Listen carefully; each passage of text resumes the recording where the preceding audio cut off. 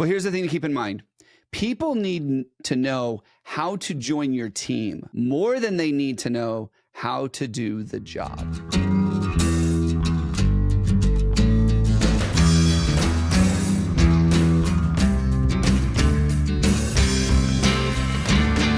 Welcome to another episode of $4 Million Strategies. We are here with Ryan Englin, author of Hire Better People Faster. Today, we're talking about the concept of onboarding. Ryan, tell our audience in just 4 minutes or less, how do we make sure we have the best onboarding strategy for your company? Well, here's the thing to keep in mind. People need to know how to join your team more than they need to know how to do the job. Let that sink in for a second. When you hire someone from another team, especially if they're experienced, we all want to hire that person with 5 years experience that I don't have to train or coach. That's what everybody wants. When you hire that person, let's say they're a plumber, you don't have to teach them how to be a plumber. You have to teach them how to do it your way. You have to teach them how to communicate with your team. You have to teach them how to belong there. People need to know how to join your team more than they know how to do the work. And when you approach onboarding from that mindset, all of a sudden you're not thinking, okay, here's the wrench, here's the torch, oh, here's the cutter. Like, you're not thinking that stuff anymore. You're thinking, okay, this is how we communicate. Let's sit down and have a conversation as a team and let us show you how open and honest we are in our communication. Let's sit down and talk about what it takes to belong here and feel like you're one of us, not feel alienated because you're the new guy, which is one of the worst things you can do. We hear people quit all the time because they go to work, nobody's around, nobody's engaging them, and 2 or 3 weeks in, they're like, I don't feel like I belong here. And it's because nobody took the time to help them understand how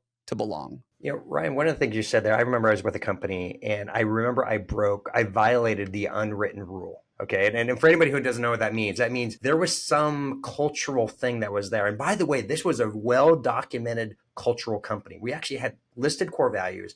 We believed in them, but I broke a behavior that didn't exist. Like, that wasn't written down. And I felt like the goat, like not the goat in a good way. I mean, I was like the sin goat, you know, I had done something wrong. How do you help goat those things out? How do you get the uncommon experiences so people can, once again, feel more natural, and they're warned of these things ahead of time, like, don't do this, but do this? One of the things I like to do, and this is a little bit more advanced technique, there's some things you have to do before you do this, but one of the things I really like to do is to assign the new employee a mentor, someone who's been with you for at least a year, someone that you see having leadership potential or is already a great leader, someone who knows the ins and outs. Sometimes it's an office manager. Sometimes it's a leader in the field. Sometimes it's another supervisor or manager, and sometimes it's somebody that's new, that's grown up in the organization. Like, they came in with no skills and they learned it. And you pair them together and you become very intentional about giving them time away from work to talk and learn from each other. Pay for a lunch, pay for a breakfast, bring them coffee, give them 30 minutes extra at lunchtime to sit down and just get to know each other. The amount of information and insight that seasoned person is going to give the new person, like, you couldn't plan for that.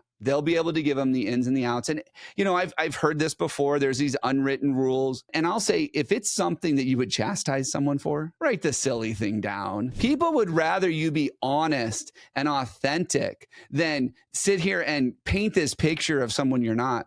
We had a client that a long time ago, they swore like crazy, and they wanted to make sure that people were okay with swearing because they were losing people. People would show up and they're like, whoa, I can't handle the vulgarity here. So he started cursing in the interviews to give them a taste for it. Well, I don't recommend you do it that way because it still creates that uneasy feeling. There are ways to let people know, hey, if you have a problem with language, we're probably not going to be the best fit for you. And I've even heard people in the trade say, hey, if you don't swear, I don't trust you. Like, that's one of those unwritten things. And so being clear and upfront with those things can really go a long ways with your new hires. Ryan, thank you for crushing another episode of $4 Million Strategies. Thank you.